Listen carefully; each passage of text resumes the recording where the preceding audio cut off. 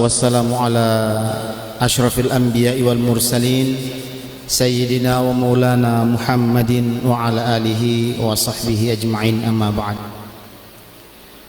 Bapak-bapak dan ibu-ibu jamaah kajian Tablik Akbar yang kami muliakan, alhamdulillah di pagi menjelang siang hari ini yang cerah ini, Allah Subhanahu wa taala masih memberikan izin kepada kita untuk bersila ukhuwah di masjid yang mulia ini dalam rangka mendengarkan dan mengikuti Tablik Akbar bersama Ustaz Kiai Haji Dr. Andus Mas Nif Sofwan SH MAG dari Lamongan. Salawat dan salam semoga senantiasa tercurah limpahkan kepada junjungan kita yang mulia Nabi besar Muhammad SAW beserta kepada seluruh keluarga, sahabat dan umat beliau hingga akhir zaman. Bapak Ibu hadirin rahimakumullah, susunan acara Tablik Akbar pada pagi hari ini Sabtu 16 Maret tahun 2024 diawali dengan pembukaan, dilanjutkan dengan tilawah Al-Quran. Kemudian acara ketiga sambutan dari Ketua Yayasan Pembina Muslim Darussalam. Acara keempat merupakan acara inti, yakni ceramah agama Tablik Akbar bersama Ustadz Kiai Haji Dr. Andus Mas Nif Sofwan SH MAG. Kemudian dilanjutkan dengan dialog atau tanya jawab, dan acara yang keenam penutup, doa dan penutup. Bapak Ibu hadirin rahimakumullah, marilah acara yang mulia ini kita awali bersama dengan membaca basmalah Bismillahirrahmanirrahim.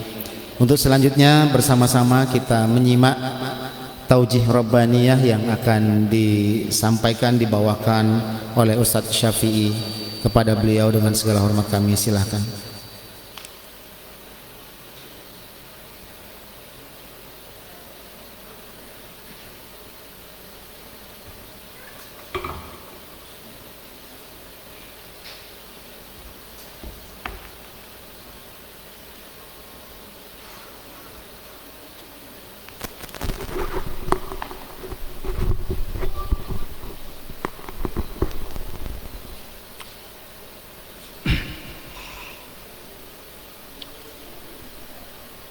Assalamualaikum warahmatullahi wabarakatuh.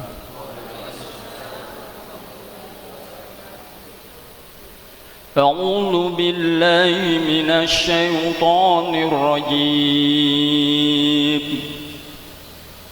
Bismillahirrahmanirrahim. Innal ladzina qalu rabbuna Allah tsumma istaqamu tatanazzalu alaihimul malaikatu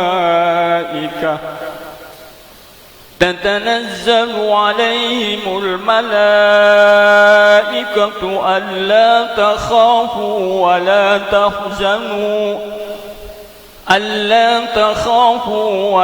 tahzanu wa abshiru bil jannati allati kuntum tu'adun. Nahnu awliya'ukum fil hayatid dunya wa fil akhirah walakum fiha ma tashtahi anfusukum walakum fiha ma tad'un nuzulan min ghafurir rahim. وَمَنْ أَحْسَنُ قَوْلًا مِّمَّنْ دَعَا إِلَى اللَّهِ وَعَمِلَ صَالِحًا وَقَالَ إِنَّنِي مِنَ الْمُسْلِمِينَ. وَلَا تَسْتَوِي الْحَسَنَةُ وَلَا السَّيِّئَةُ ادفع بالتي هي أحسن فإذا الذي بينك وبينه عداوة كأنه ولي حميم وما يلقاها إلا الذين صبروا وما يلقاها إلا ذو حظ عظيم صدق الله العظيم. Assalamualaikum warahmatullahi wabarakatuh.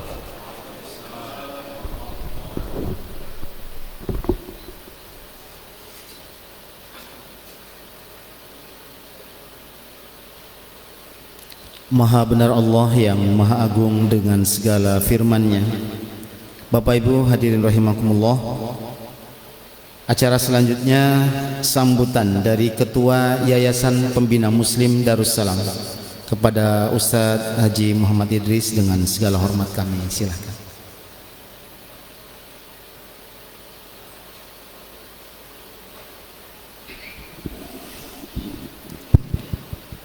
Bismillahirrahmanirrahim. Assalamualaikum warahmatullahi wabarakatuh. Alhamdulillah bini'matillah la haula wala quwata illa billah. Asyhadu an la ilaha illallah wahdahu la syarikalah wa asyhadu anna Muhammadan abduhu wa rasuluh. Allahumma shalli ala sayyidina Muhammad wa ala alihi wa ashabihi ajmain amma ba'd. Ibu dan bapak sekalian yang dirahmati Allah Subhanahu wa taala, jamaah kajian tabligh akbar yang sama-sama dimuliakan Allah Subhanahu wa taala. Puji syukur kita panjatkan kehadirat Allah atas nikmat, karunia, hidayah dan inayahnya yang Allah berikan kepada kita, sehingga tidak bisa kita mungkiri bahwa kedatangan kita, langkah berat, langkah ringan atau putaran roda kendaraan yang menghantarkan kita sampai ke masjid ini bukan sesuatu yang sia-sia, bukan sesuatu yang kebetulan, tapi sesuatu yang memang ditakdirkan Allah Subhanahu wa taala. Mudah-mudahan segala upaya usaha yang kita lakukan sampai kita berada di masjid ini untuk mengikuti kajian menjadi catatan amal ibadah kita yang terbaik di sisi Allah Subhanahu wa taala. Amin ya rabbal alamin. Salawat dan salam tak lupa kita aturkan pada aswa kita, panutan kita, junjungan kita Nabiullah Muhammad sallallahu alaihi wasallam, keluarga, sahabat dan pengikut beliau hingga yaumil qiyamah. Yang kedua, saya manggilnya ayahanda ya, ayahanda Ustadz Kiai Haji Mas Nif Sofwan SHMAG, ahlan wa sahlan di Sangatta. Mungkin beliau pertama kali datang ke Sangatta. Mudah-mudahan memberikan kesan terbaik. Informasi aja Ustaz, kalau dulu di tahun-tahun 90-an orang menyebut datang ke Sangatta itu sangat menderita. Tapi di era 2000 ke atas sampai saat ini datang ke Sangatta itu sangat sukacita gitu. Berbeda, sama-sama Sangatta tapi kesannya udah beda. Mudah-mudahan kedatangan Ustaz ke Sangatta ini juga memberikan kesan yang terbaik. Dan 7 hari pasti sudah sempat minum air Sangatta ya Ustaz ya. Sudah sempat minum air Sangatta. Insya Allah akan kangen untuk datang balik lagi nanti di lain waktu ke Sangatta untuk bisa silaturahmi dengan teman-teman di sini. Ibu dan bapak yang dirahmati Allah, kegiatan tabligh pagi ini menjadi bagian daripada rangkaian kegiatan bulan suci Ramadan panitia Yayasan Pembina Muslim Darussalam, di samping kegiatan kajian-kajian yang ada. Dan alhamdulillah sekali lagi bahwa pelaksanaan kegiatan ibadah di Yayasan Pembina Muslim Darussalam didukung oleh banyak pihak, salah satunya oleh perusahaan PT Kaltim Primakol. Kesempatan ini juga kami mengucapkan terima kasih atas dukungan, support dan kerjasama bantuannya baik moral maupun material yang sudah diberikan perusahaan, sehingga kegiatan dakwah di bumi Sangatta ini, di Kota Timur ini bisa berjalan dengan baik. Kita berdoa kepada Allah Subhanahu wa taala, mudah-mudahan perusahaan PT Kaltim Primakol ini diberikan keberkahan tentu saja dari usaha dan operasional yang dilaksanakan di Sangatta ini, dan memberikan nilai manfaat kepada masyarakat di sekitarnya. Amin ya rabbal alamin. Kemudian yang kedua, kami ucapkan terima kasih juga pada panitia penyelenggara. Memang situasinya cukup berat nih, hari Sabtu libur, lagi dalam keadaan puasa. Kemudian juga banyak barangkali yang punya kegiatan-kegiatan di luar sehingga belum bisa menghadirkan cukup banyak jamaah. Tapi insya Allah kalau satu orang ini kita kalikan 1000 ya, karena dihitung oleh malaikat bisa jadi banyak. Mungkin masjid ini tidak cukup untuk ditempati jamaah yang hadir, baik kita sebagai umat Islam yang sedang melaksanakan ibadah puasa maupun makhluk-makhluk lain yang Allah turunkan, para malaikat yang hadir di tempat kita ini. Insya Allah mudah-mudahan ini memberikan nambah keberkahan juga pada kita. Kemudian yang kedua, alhamdulillah Ibu dan Bapak sekalian, hari ini kita kehadiran, saya menyebutnya kemana, saudara kembar atau bukan gitu ya, Kiai Haji Dr. Andes Mas Nif Sofwan SHMAG. Tapi yang akan mengisi nanti kajian, kita beri kesempatan kepada tamu kita yang betul namanya sama juga, walaupun di Sangatta juga ada kiai yang luar biasa juga, Ustadz Mas Nif Sofwan, yang sudah banyak memberikan dakwah-dakwahnya kepada masyarakat di Sangatta khususnya. Terima kasih, dan mari kita simak bersama-sama ya kajian pada pagi hari ini yang disampaikan oleh Kiai Haji Mas Nif Sofwan. Mudah-mudahan tentu saja harapan dan keinginan kita bisa memberikan penambahan ilmu dan pengetahuan kita tentang agama.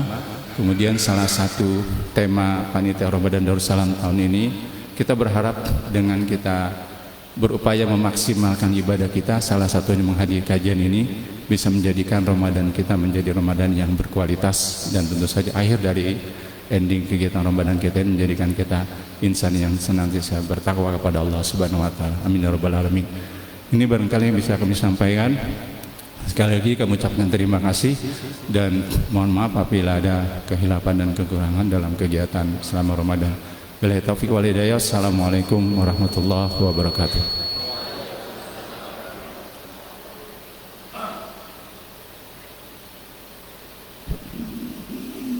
Bapak Ibu hadirin rahimakumullah, as-shaimin was-shaimat yang berbahagia.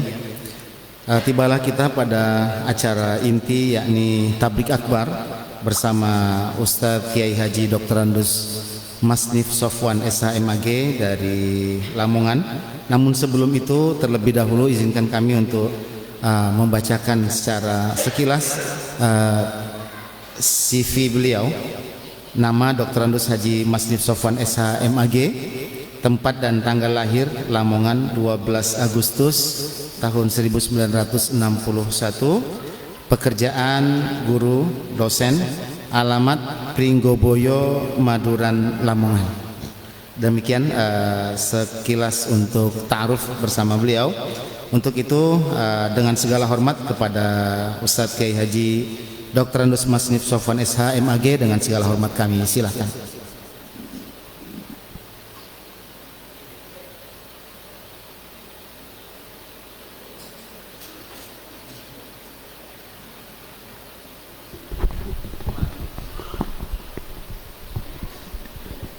Pakai mic ini atau yang itu Pak, yang enak gitu, sama ya, sama enaknya ya. Ide ya. Masyaallah. Okay. Assalamualaikum warahmatullahi wabarakatuh.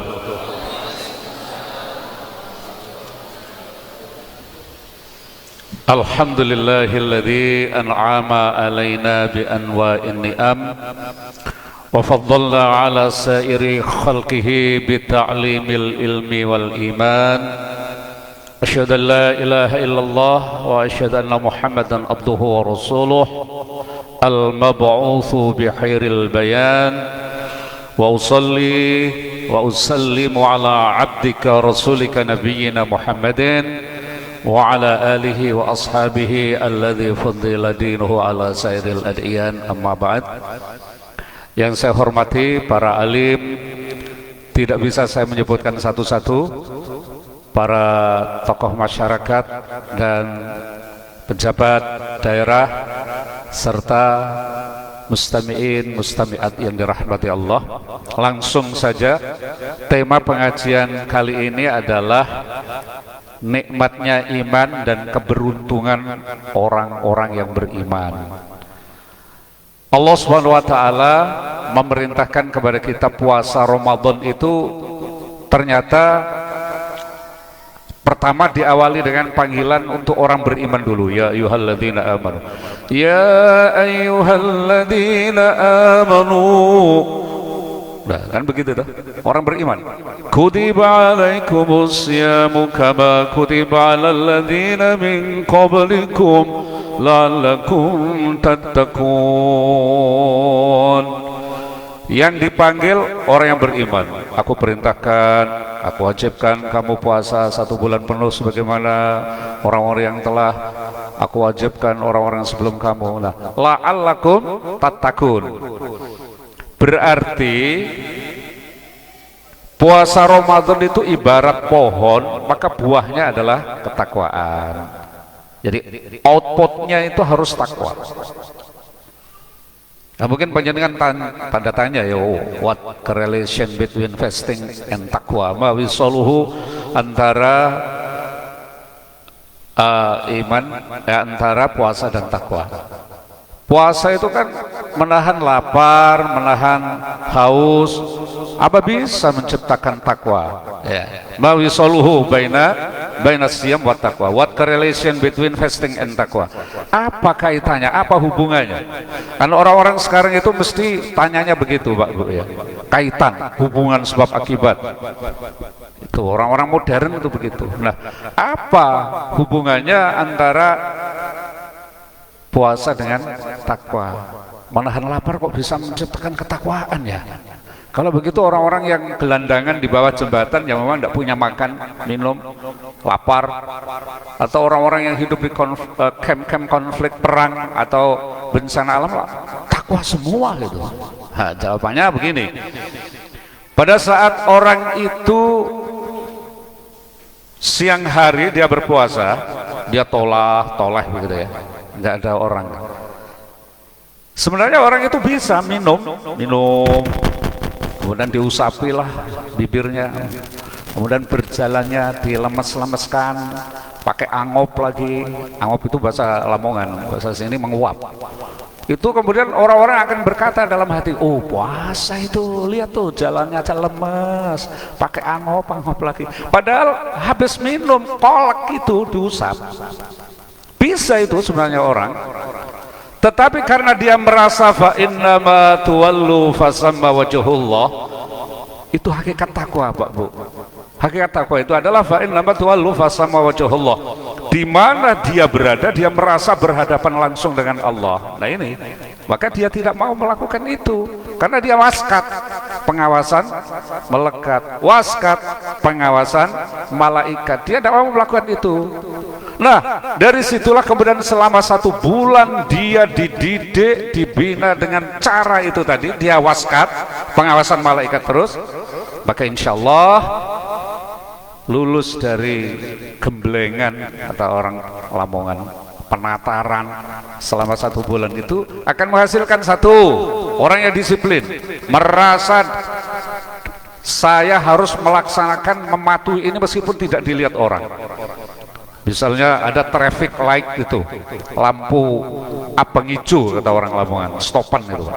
Kalau sudah warnanya merah, dia meskipun tidak ada polisi lalu lintas, dia tetap berhenti. Karena apa? Dia merasa bahwa ini memang aturan. Nah itu buahnya. Yang pertama, dia menjadi orang yang disiplin puasa Ramadan itu. Meskipun tidak diperintah oleh siapapun, ini sudah waktunya masuk sholat, dia akan sholat dengan kesadarannya. Itu hakikatnya. Jadi bukan masalah kalau begitu orang lapar bisa menjadi orang-orang yang takwa, orang-orang di bawah kolong jembatan gelandangan yang tidak punya makanan, takwa semua. Nah jawabannya sudah. Itu tadi yang pertama. Jadi ketakwaan itu adalah buahnya dari iman. Iman itu pohonnya, makanya yang dipanggil oleh Allah ya ayyuhalladzina amanu. Tidak ada ya ayyuhan nasu kutiba alaikumus syiyam, enggak ada. Kemudian yang kedua, hikmah dari puasa itu sendiri, ketika kita siang hari merasakan betapa panasnya perut kita ya, lemes ya, kemudian kita akan berpikir begini, ya Allah, ini makanan di almari banyak loh, di freezer banyak, tapi gini ya susahnya orang lapar itu. Maka dia kemudian berpikir, lalu bagaimana orang yang memang tidak punya makanan? Wah, ini punya makanan aja saya susah begini, ini panas, sakit. Nah, apalagi orang-orang yang memang tidak punya makanan. Nah, disitulah hikmah puasa adalah menumbuhkan sosial yang tinggi. Ruhamau bainahum, cocok dengan sila kemanusiaan yang adil dan beradab, rasa keadilan sosial bagi seluruh rakyat Indonesia. Makanya kalau seandainya semua elemen bangsa ini Pak, Bu, puasa semua dengan iman dan wahtisaban, wah ya itu sudah pengamalan Pancasila semua, dan akan menjadi pribadi-pribadi yang baik. Para pejabat tanpa diamati oleh KPK, dia merasa diamati oleh malaikat. Tidak akan mungkin bertindak tindakan-tindakan yang inkonstitusional dan kriminal. Bapak Ibu yang dirahmati Allah.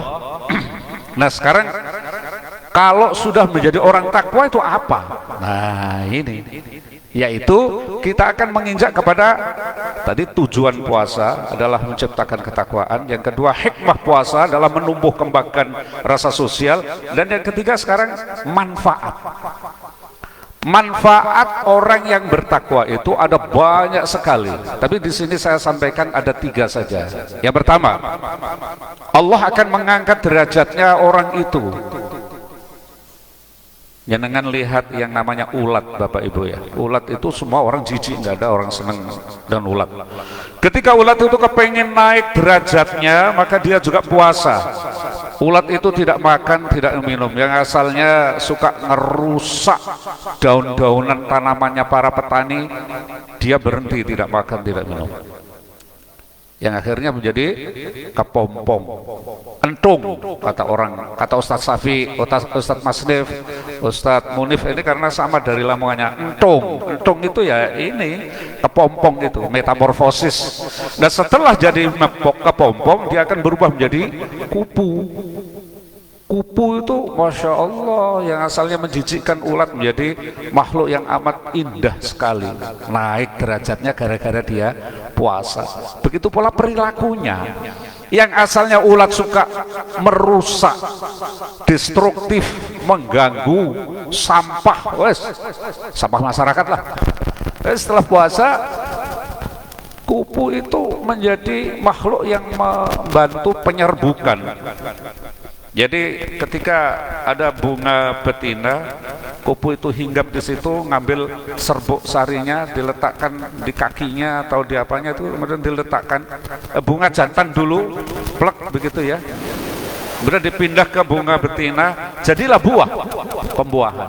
Jadi orang yang puasanya baik, akan menjadi makhluk yang khairun nasi anfa'uhum linnas. Baik-baik manusia adalah yang paling bermanfaat untuk orang lain. Itu adalah kebaikan puasa juga, karena diangkat derajat kita oleh Allah. Termasuk juga kebaikan puasa itu kita akan diijabai apa keinginan kita. Makanya ada puasa namanya puasa hajat.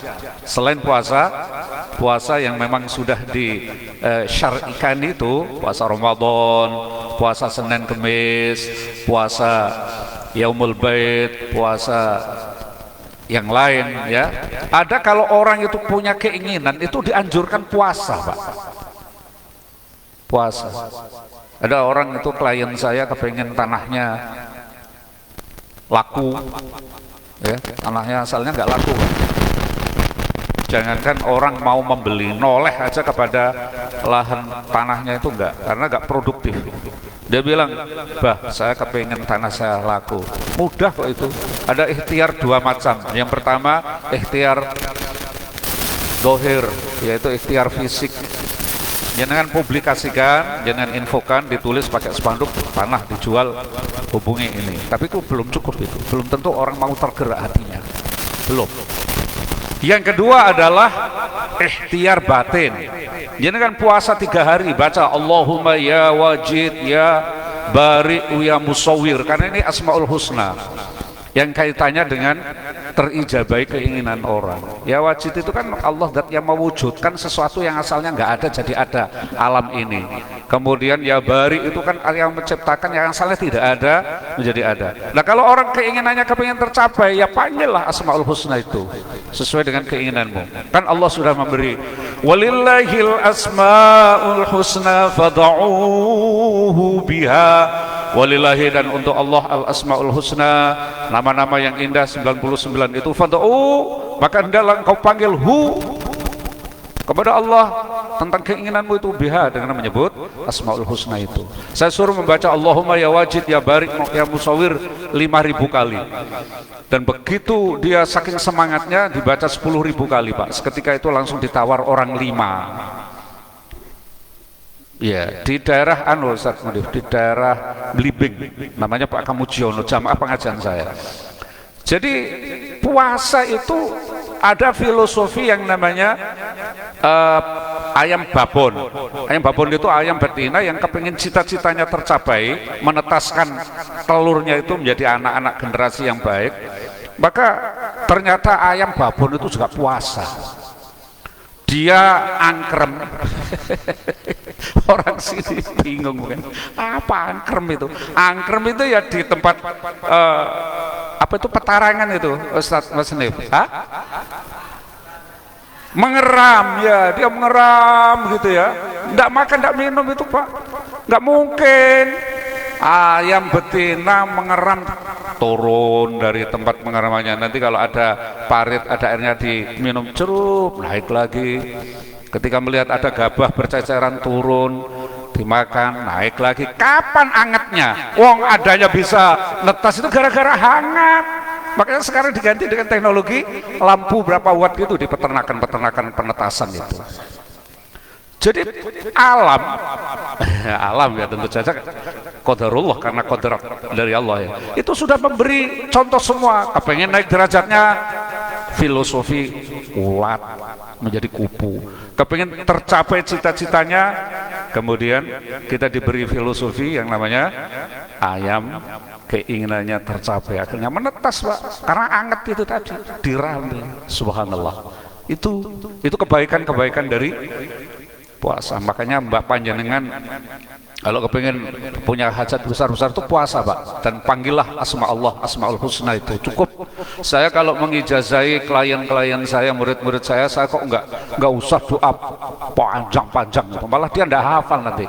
Tapi kalau asmaul husna kan pendek. Cuma ya gitu Pak, kalau doa itu pendek ya harus dibaca sangat berbanyak jumlahnya. Jadi ibarat problematika itu, keinginan orang, hajat orang itu pohon besar. Nah kepengen memangkas biar tumbang, ya tidak mungkin hanya dipenggal sekali, prak udah bisa tumbang. Enggak ya, harus dibaca. Ya saya suruh baca 5.000 kali gitu ya minimal. Itu ijazah Pak. Enggak usah ke rumah saya dengan saya kasih ijazah itu ya. Asmaul Husna itu luar biasa Pak. Ya, jumlahnya saja sudah Masya Allah, wonderful, ajaib. Angka 99, angka 9 itu 1.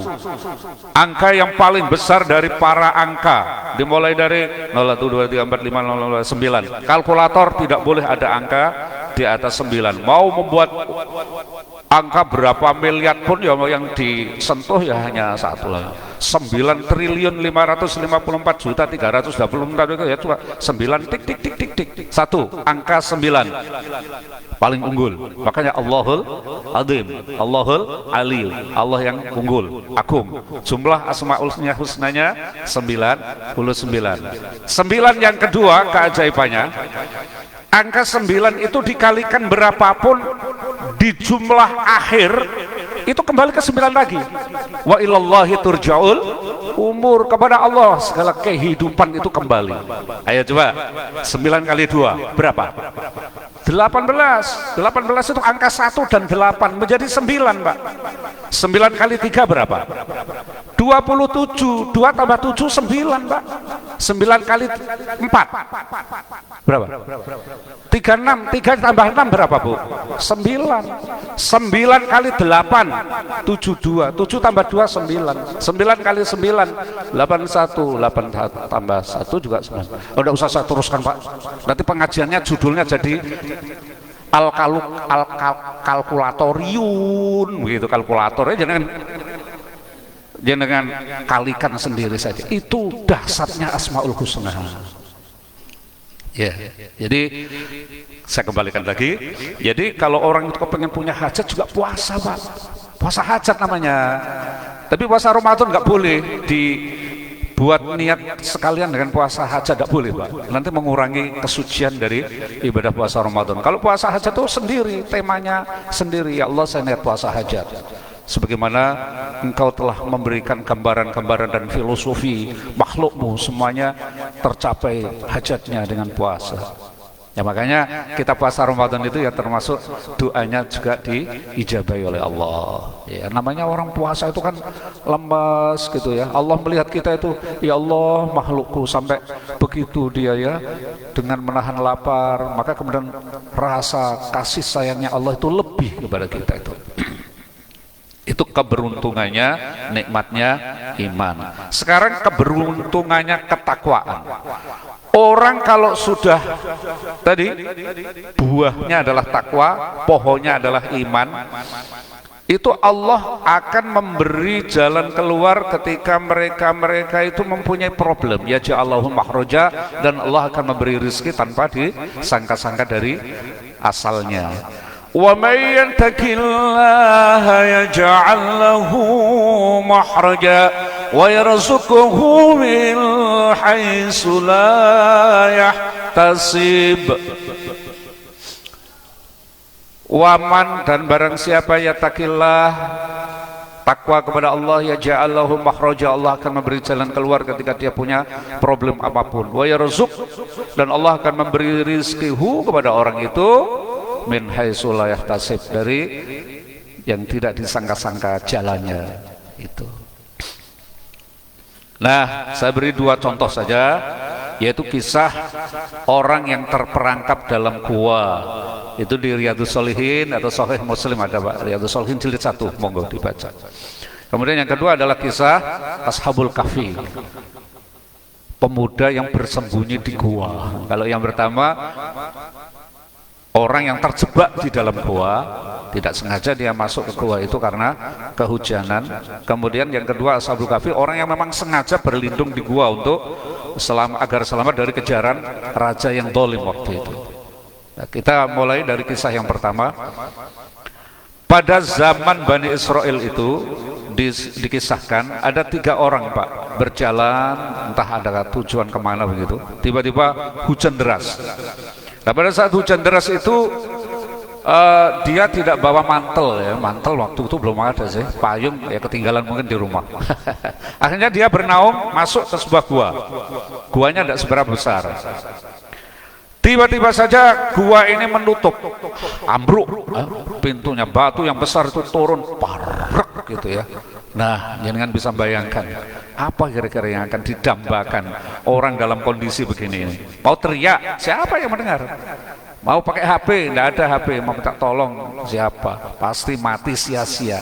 Tapi karena orang ini orang yang bertakwa, keyakinannya kuat, maka kemudian orang ini berdoa dengan menyebut kebaikan-kebaikannya di hadapan Allah.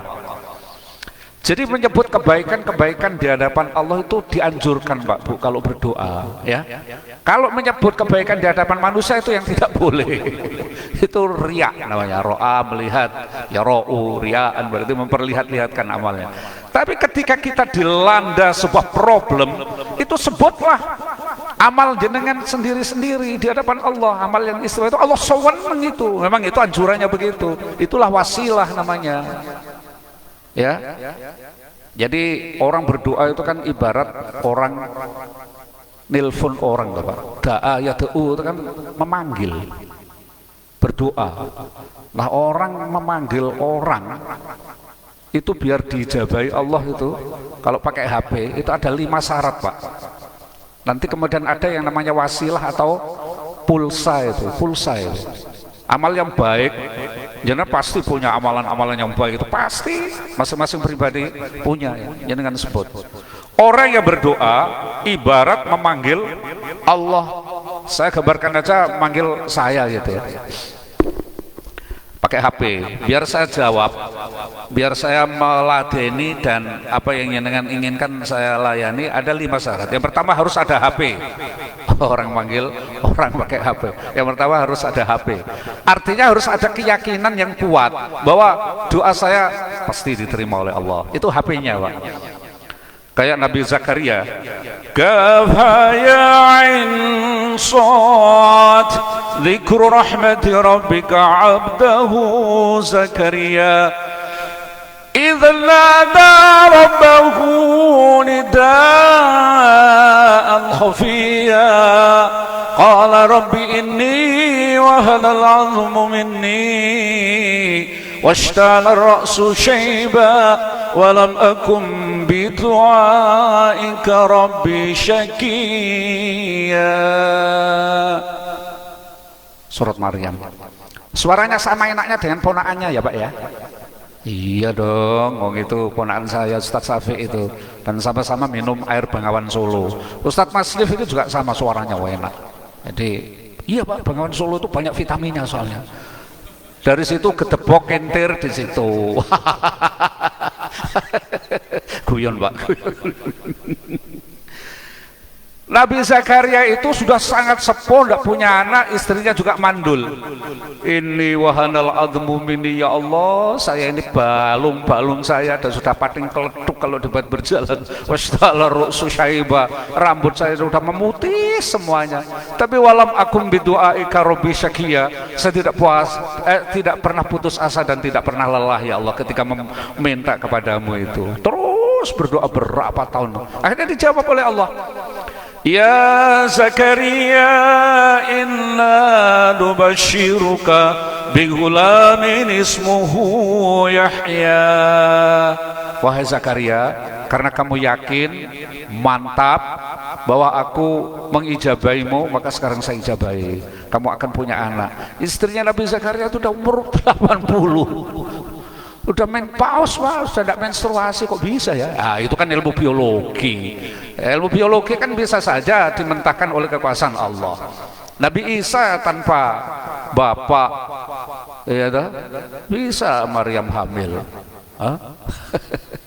Gitu. Jadi yang pertama adalah HP.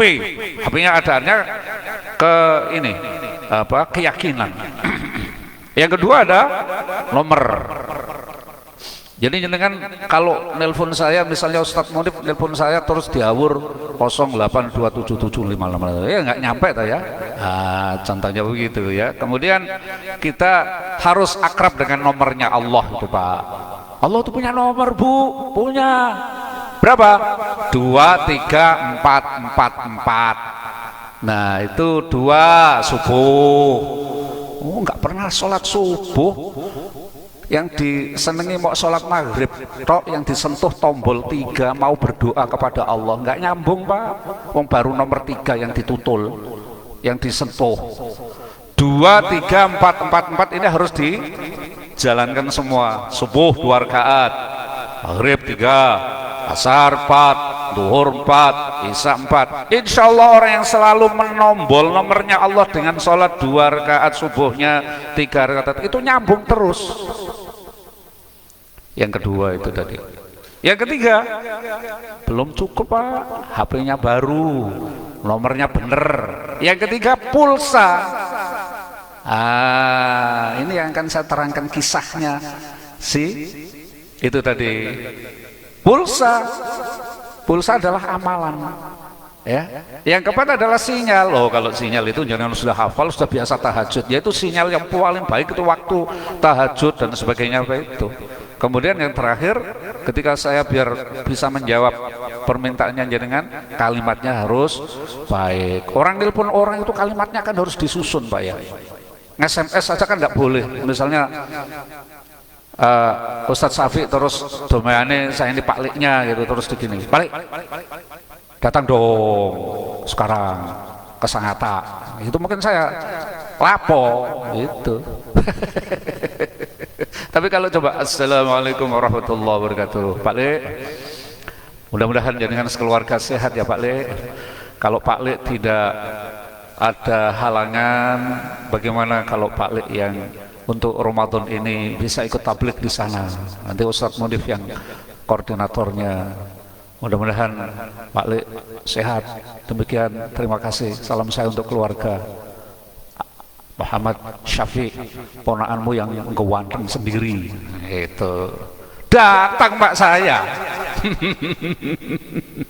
Nah, minta kepada Allah itu ya begitu.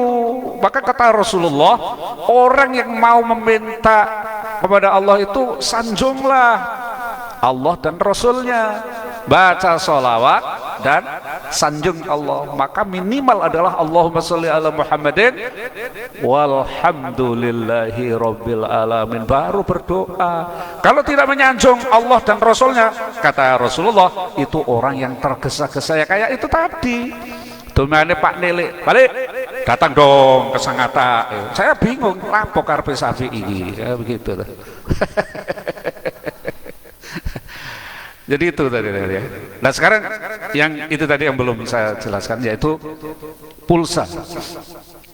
Amalan orang tiga ini disebut untuk menjadi pulsa, ibarat telepon atau WA itu ya, atau SMS.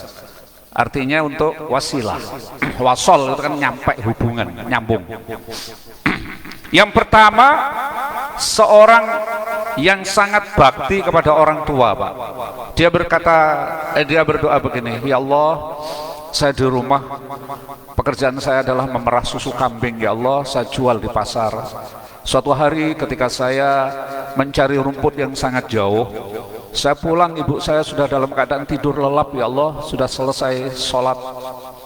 Dan saya siapkan susu hangat di samping beliau berdua itu. Saya menunggu kapan bapak ibu saya bangun, kemudian sisa susu yang telah diminum beliau itulah baru saya dan anak saya dan istri saya meminumnya. Maaf, saya teringat kedua orang tua saya, Pak. Tapi waktu itu ya Allah, kedua orang tua saya terlelap tidurnya, sehingga semalam itu saya dan anak saya dan istri saya menahan lapar, ya Allah. Kalau ini semuanya menjadikan ridhomu padaku, kecintaan dan ketaatan saya kepada kedua orang tua itu, maka bukakanlah pintu gua ini, ya Allah, agar saya terus bisa berbakti kepada orang tua saya. Dibuka, Pak, oleh Allah. Pintu besar batu itu tergeser sedikit, kan sudah lumayan tergeser. Asalnya tidak ada oksigen, kemudian dia bisa bernafas dengan enak, insya Allah. Makanya beruntung sekali orang-orang yang masih punya orang tua itu ya. Kisah Uwais Al-Qarni itu dengan sering dapat ceramah itu, tidak saya terangkan karena waktunya yang terbatas. Kemudian yang kedua berdoa begini, pemuda ini, Pak. Ya Allah, saya seorang pemuda. Dulu ketika saya masih miskin, saya menggandrungi, mencintai adik misanan saya. Tapi karena saya miskin, cinta saya ditolak dan paman saya melarang anaknya itu untuk menikah dengan saya. Tapi karena kuasamu ya Allah, alhamdulillah saya menjadi seorang pedagang yang kaya raya hari ini. Dan Pak Lek saya itu punya hutang pada saya banyak sekali.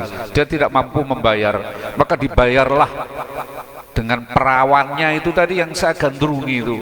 Tapi karena kecintaan saya kepadamu ya Allah, mengalahkan cinta saya kepada wanita yang dulu berpuluh-puluh tahun saya gandrung itu, saya bebaskan hutangnya dan anak perempuannya itu saya suruh pulang tanpa saya sentuh. Ya Allah, ini amal-amal yang luar biasa, Pak ya. Tapi panjenengan pasti punya itu amal-amalan yang begitu itu secara pribadi-pribadi. Ya akhirnya tergeserlah pintu gua yang besar itu, lebih besar, tangannya sudah bisa begini-begini, tolong gitu, tapi tidak ada orang yang lewat. Nah yang terakhir, orang itu berdoa begini, ya Allah, saya adalah seorang majikan mempunyai buruh penggembala sapi. Ketika dia mendapat upah sapi satu, sapi betina dari saya, dia ternyata merantau jauh, nggak pulang-pulang. Ketika pulang, sapi betina itu tadi sudah beranak pinak banyak sekali. Saya berikan semuanya kepada penggembala saya itu, ya Allah. Mestinya hanya cukup satu saja upahnya, tapi karena kecintaan saya kepada orang-orang miskin, saya berikan semuanya. Semua ini karena kecintaanku kepada orang miskin atas perintahmu, ya Allah. Maka jika ini semuanya menjadikan ridhomu, bukakanlah pintu gua ini, ya Allah, agar saya bisa lebih baik dalam menyantuni orang-orang yang miskin. Nah, itu panjenengan semua pasti punya. Maka seketika itu Allah menggerakkan pintu gua batu besar itu menggelinding ke bawah, dan 3 orang itu selamat dari mati sia-sia. Subhanallah. Itu tadi, wa may yattaqillaha yaj'al lahu makhraja wa yarzuquhu min haitsu la yahtasib. Tuh, itulah keberuntungannya orang yang bertakwa dan beriman, para hadirin. Kemudian kisah yang kedua adalah kisah Ashabul Kahfi. Ashabul Kahfi itu pemuda yang hidup pada tahun 319 Masehi, sebelum Rasulullah lahir, di daerah namanya Daksus, Bulaqo, Yordania. Ini Ustadz Mas Nif itu sudah biasa karena beliau sering mengantarkan umroh. Sudah pernah Ustadz ya, Ustadz Mas Nif ke Gua Ashabul Kahfi? Belum ya. Besok kalau ada paket umroh ke sana saya diajak ya Ustadz ya. Ceritanya begini. Pada saat itu negara dipimpin oleh pemerintahan dolim dari Byzantium, Romawi, Italia sekarang itu, Eropa itu. Rajanya namanya Raja Tragan, mewajibkan semua warga negaranya untuk setiap pagi itu menyembah matahari. Kayak pada saat mbah-mbah kita masih dijajah Jepang itu, sekerei itu ya. Ya Ustadz Munif ya, sekerei gitu. Ustadz itu kan masih paham sekali karena mbah-mbahnya juga pejuang. Sekerei itu begini ya Pak, rukuk gitu loh, nyembah matahari. Bahasa Jepangnya sekerei. Nah pada saat itu tidak sekerei karena bukan bahasa Jepang. Tapi pemuda-pemuda ini ada yang mengatakan 6, 7 dengan anjingnya. Anjing itu boleh Pak dipelihara oleh orang Islam kalau untuk kebutuhan menjaga keamanan. Jadi Ashabul Kahfi, para penghuni gua itu kan masuk dengan anjingnya agar nanti kalau disergap oleh prajurit kerajaan itu tadi, maka anjing itu akan menggonggong dan mereka para pemuda itu akan masuk lebih dalam. Kemudian untuk polisi yang melakukan pengendusan, mengendus itu ya mencari itu loh Pak, barang-barang selundupan atau narkoba itu kan ya wajib pakai anjing. Tapi selebihnya itu tidak boleh kata Rasulullah. Apalagi untuk juguki tetangga. Apa Pak? Juguki itu. Ya pokoknya, itu tetangganya enak tidur. Itu, wah itu tidak boleh itu. Kata Rasulullah diambil pahalanya setiap hari sekian gitu. Karena merugikan orang. Itu. Beda dengan azan Pak. Azan kan enak. Apalagi azannya Ustadz Safi. Makanya kalau ada azan nggak boleh pakai pengeras suara itu kok aneh saya. Wong azan itu nikmat sekali kok didengar itu. Banyak orang yang masuk Islam gara-gara mendengar azan yang enak itu. Saya pernah membaca di majalah apa ya dulu, ada Tionghoa Medan Sumatera itu, dia tidak ngerti yang namanya Al-Quran waktu, tapi tersentuh dengan lagunya azan itu. Hayya 'alas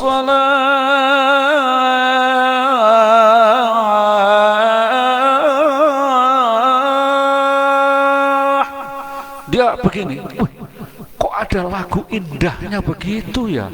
Kalau lagu-lagu yang saya dengar ini indahnya biasa-biasa saja, ini kok meresap langsung masuk Islam. Makanya aneh ada aturan adzan tidak boleh pakai suara dan sebagainya. Oke? Jadi pemuda-pemuda ini dia tidak mau Pak disuruh rokok atau menghormat matahari itu.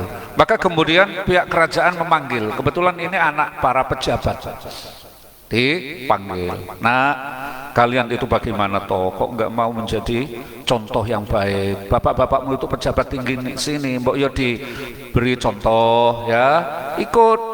Apa jawabnya? Tidak. Saya mengikuti agama yang dibawa oleh Isa, Injil yang asli, karena hidupnya 319 Masehi, sedangkan Rasulullah lahir kan 571 Masehi, masih sekitar 100 tahun. Pemuda ini mengikuti agama Injil yang asli, Pak. Injil yang asli, bukan Injil yang tidak asli. Apa ada, Ustaz? Oh, itu nanti ada pertemuan lain membahas itu. Saya lanjut. Tidak mau rukuk dan sujud untuk menghormat matahari itu, dewa matahari. Maka kemudian raja itu bilang, Punggowo dan para prajuritnya, kamu pasti akan mendapat hukuman dari kerajaan.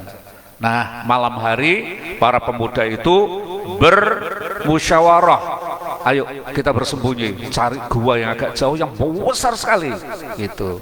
Maka kemudian mereka itu sepakat ditemani anjingnya itu tadi untuk menjaga di pintu gua. Kalau nanti tiba-tiba ada prajurit yang akan menyergap, maka anjing itu menggonggong dan pemuda itu akan terus masuk menyelinap ke bebatuan yang lebih dalam.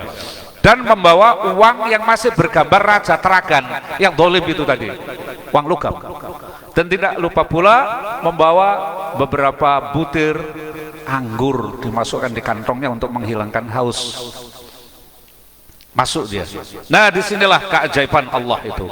Makanya diterangkan, am hasibta anna ashabal kahfi warraqimi kanu min ayatina ajaba. Wahai manusia, bukankah kamu mengetahui ya bahwa sesungguhnya ashabul kahfi, pemuda-pemuda yang menghuni gua untuk lari dari sergapan raja kafir itu, warraqimi, raqim itu kalau di Ibnu Katsir ada dua penafsiran. Ada yang pertama adalah tulisan-tulisan yang dipahatkan di pintu guanya sekarang itu. Ada yang mengartikan begitu. Kanu min ayatina ajaba. Semua itu adalah menandakan sesuatu keajaiban, ajaba, ajaib, wonderful. Lah di mana ajaibnya? Nah, ini ayatnya saya ambil yang pokok-pokok aja, tidak langsung saya baca dari awal sampai akhir, nanti enggak Pak, enggak selesai. Allah memberikan keajaiban itu, mereka itu ditidurkan, walabisu fi kafihim salasami'atin sinina wasdadu tis'a. Walabisu fi kafihim salasami'atin sinin. Allah menidurkan di dalam gua para pemuda itu salasami'atin sinin, 300 tahun. Wasdadu tis'a, dan ditambahi lagi 9 tahun. Jadi pemuda-pemuda ini ditidurkan selama 309 tahun. Mungkin jenengan apa buktinya kalau 309 tahun? Apa? Begitu ya. Orang-orang pintar mesti begitu. Nah, pada saat sudah saatnya Allah membangunkan anak itu, pemuda-pemuda itu, maka mereka terasa lapar. Ada yang ngusul, kita cari makan ya, iya. Tapi jangan ngomong yang keras-keras. Wal yatalattaf, itu yang tengahnya Al-Quran, besar hurufnya itu. Dari kata latif, lembut. Wal yatalattaf, kamu harus berlembut-lembut. Jangan ngomong keras-keras, kita ini masih dalam intaian. Kita bisa disergap nanti oleh kerajaan. Oke, turun dia dari gua itu. Dari gunung yang ada guanya itu, masuk ke pasar, kemudian dia beli makanan. Kebetulan perempuan gitu Pak, agak cerewet gitu, yang bakul jajan gitu. Mbak, saya beli jajannya Mbak, pelan-pelan.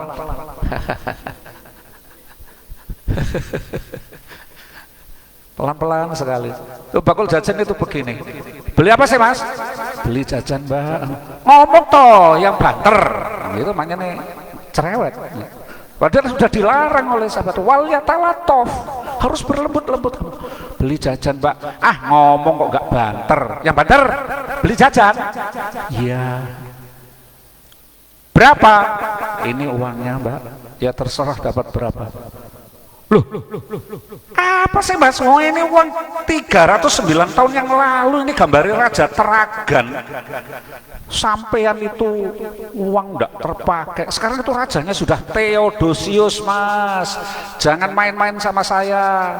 Jangan goda-goda dong gitu.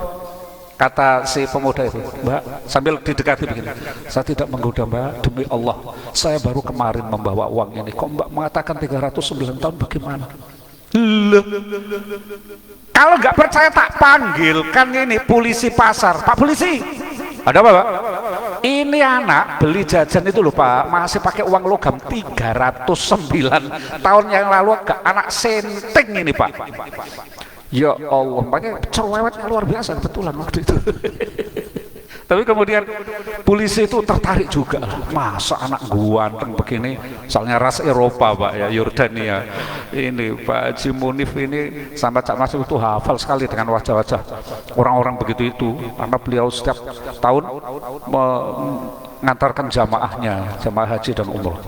Ganteng, kata Satpol PP mama sekarang gitu, ini anak ganteng ya, nggak mungkin toh dia blow-on begitu, uang nggak laku dipakai belanja ya. Didekati sambil dipandang begini, Mas, sampai beli apa? Beli jajan Pak. Kenapa kok keras? Iya Pak, iya pokoknya jangan dengar gitu aja, beli jajan Pak. Itu pun sambil takut setengah mati gemetar, maklum melihat satpol ya, satuan polisi yang ngatur pasar itu. Lah kenapa sampean kok pakai uang logam gambari Raja Teragan? Oh ini sudah 309 tahun yang lalu. Loh, bingung Pak. Demi Allah Pak, saya membawanya baru kemarin. Mas, sampean jangan main-main dong sama saya. Demi Allah Pak, saya kemarin itu memang saya lari dari rumah saya karena saya dikejar-kejar oleh kerajaan, karena saya tidak mengikuti mereka. Bapak tadi bilang sekarang rajanya siapa Pak? Sekarang Theodosius, orangnya alim Mas, mengikuti ajaran Isa Al-Masih. Astagfirullah. Terus coba namanya sampean siapa? Disebutkan teman-temannya tadi. Ini. Bapaknya sampean siapa? Ini. Loh. Saya pernah mendengar itu. Nenek moyang saya pernah bilang katanya ada anak sekian jumlahnya begitu. Bapaknya ini pejabat pemerintahan. Katanya tiba-tiba nggak ada gitu. Berarti sampean ya. Tapi kenapa 309 tahun masih hidup? Waduh, yang namanya ajaba. Dapat ngono lah, gak ono kalimatnya ajaba. Kanu min ayatina ajaba. Sesuatu yang ajaib, wonderful. Akhirnya sudah gini aja. Saya kok penasaran ya. Tolong saya diajak di mana guanya. Mari Pak, diantar. Alangkah terkejutnya yang namanya polisi itu tadi, dan dia sendiri melihat tengkorak anjingnya itu tadi udah hancur loh, 309 tahun hancur. Berarti saya 309 tahun tidur ini. Katanya si pemuda itu tadi, uang ini katanya polisi tadi 309 tahun yang lalu Raja Teragan, sekarang sudah Theodosius. Terus ini tengkoraknya anjing saya. Tambah bingung ini, tambah bingung.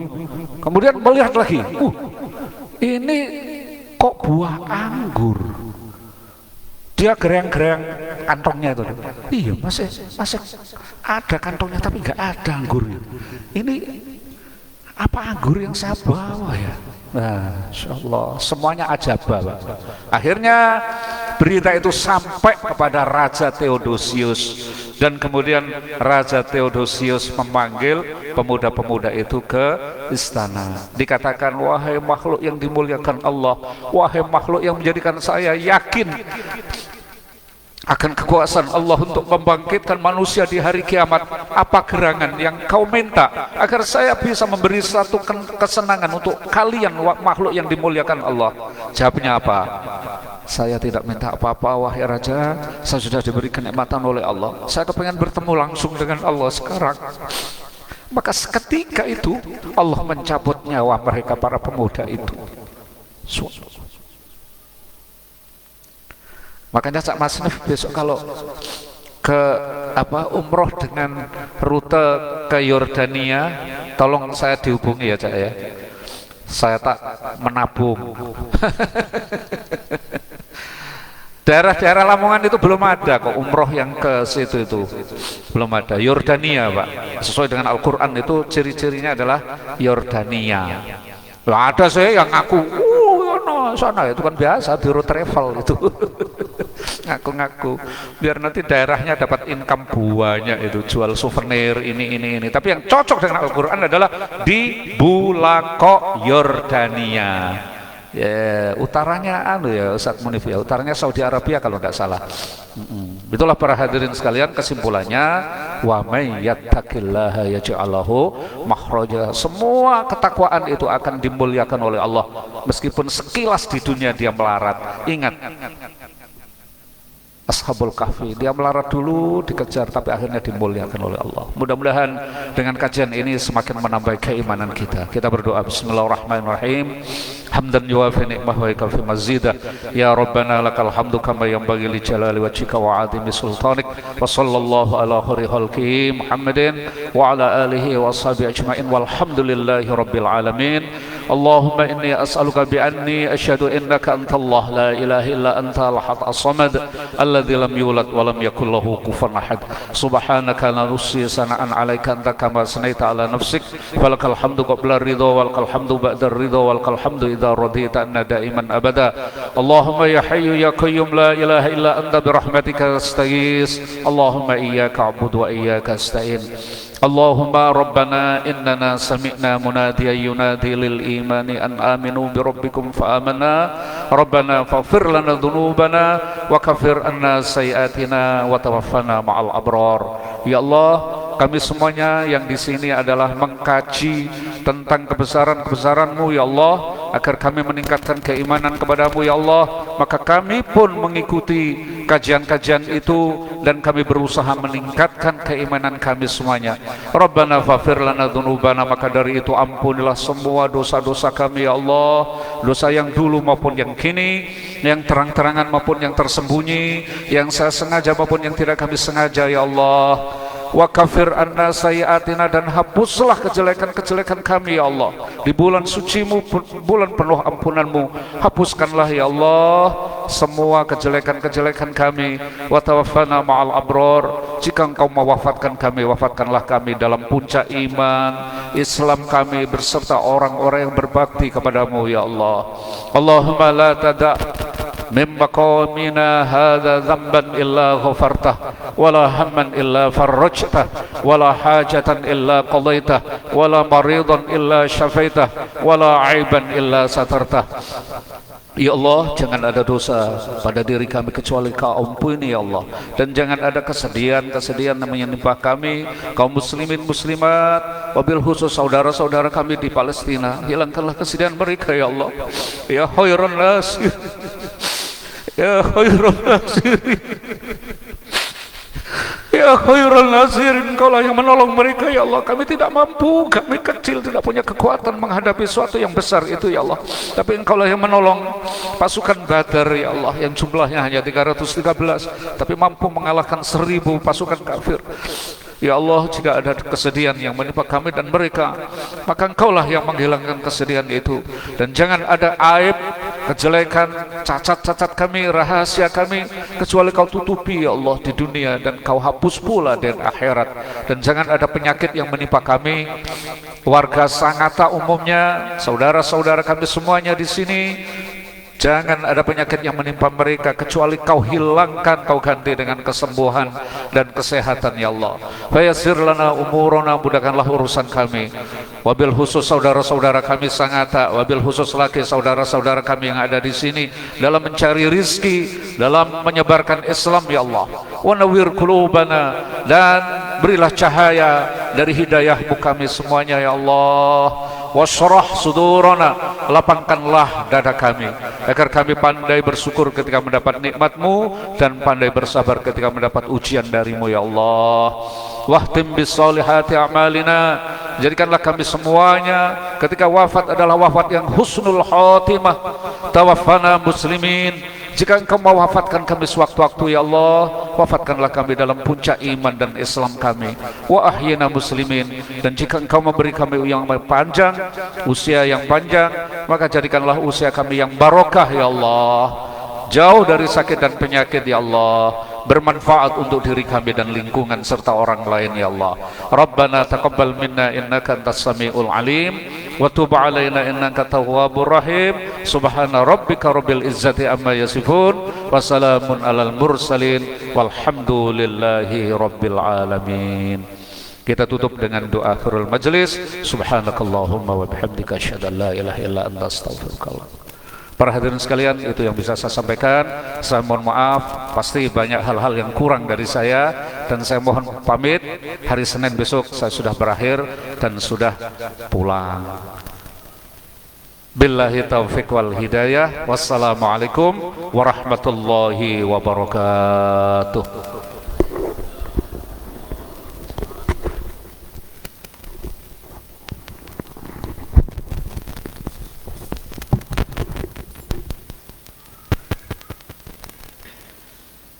Bapak Ibu jamaah majelis jamaah tablik akbar yang dimuliakan Allah Subhanahu wa taala. Demikianlah tadi kajian bersama Ustadz Mas Nif Sofwan dari Lamongan. Beliau membahas tentang keutamaan dari takwa. Semoga kita dapat mengambil banyak pelajaran dari apa yang telah beliau tadi sampaikan.